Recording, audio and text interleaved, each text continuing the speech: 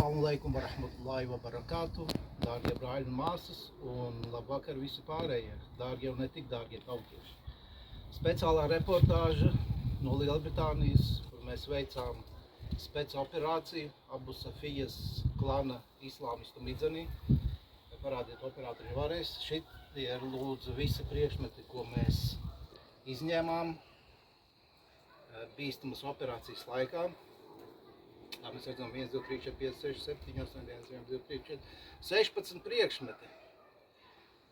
Solidaritātē ar Latvijas iekšlietu ministru Dombrovu, kurš veica ļoti veiksmīgi, vienkārši sajūsmās pēc operāciju Mucenieku imigrantu centrā, kur 500 patvērumu meklētājiem tika atņemti 31 nazas, ja precīzāk 30 naži.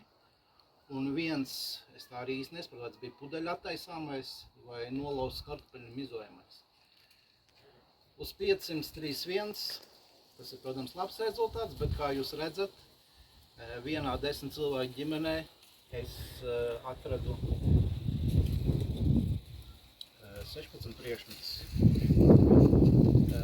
Ko es gribēju pateikt šajā visā sakarā? Ja palasa komentus par šito absurdu teātri, tad daudzi saka pareizi, biežāk tos reidus.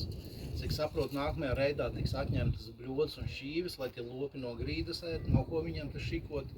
Un, protams, klasika, visus deportēt, visiem atņemt, šitas mēsli, lopi un tā tālāk, sajūsmā par iekšlietu ministru.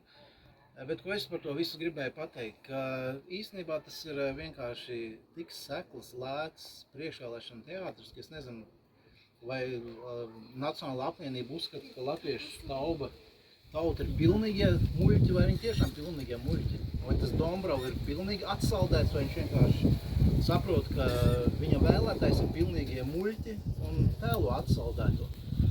Bet galvenais mesiņš šajos komentos ir, ka daži adekvāti cilvēki saka, ka bet tie taču ir virtuves priekšmeti. Cilvēkiem taču vajag griezt gaļu, mizot kartupeļus un tā tālāk.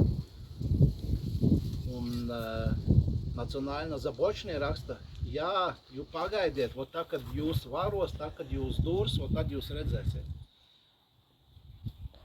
Bet neviens nav izvarots, neviens nav nodurts. Kā Mucenieku vadība saka, visos šajos gados nav bijis neviens incidents, neviens ar nazi nav ne tikai sadurts, nevienam pat draudēts nav ar nazi. Cilvēki gatavo ēst, cilvēki izmanto nažus karotes, bet tā, ka tas tiek pasniegts kā kaut kāda krūta operācija, ka parastus virtuves nažus atņem pilnīgi miermīlīgiem cilvēkiem ar domu, jā, bet nākotnē jūs redzēsiet, nākotnē viņi viņi būs iesūtīta armija, griezīs galvas. Un tad tikpat labi es varētu pateikt, ka varbūt drošības pēc arestēt visu Nacionālo apvienību ar atsaldēto domu. Izlādējās telefons, pabeigšu domu. Tiesiskās valstīs cilvēki tiek sodzīti, apsūdzēti, vajāti. Tad, ja viņi ir veikuši noziegumu, nevis par iespējamo potenciālo noziegumu, ko varbūt kaut kad viņa vai varbūt viņu pēcteči nākotnē izdarīs.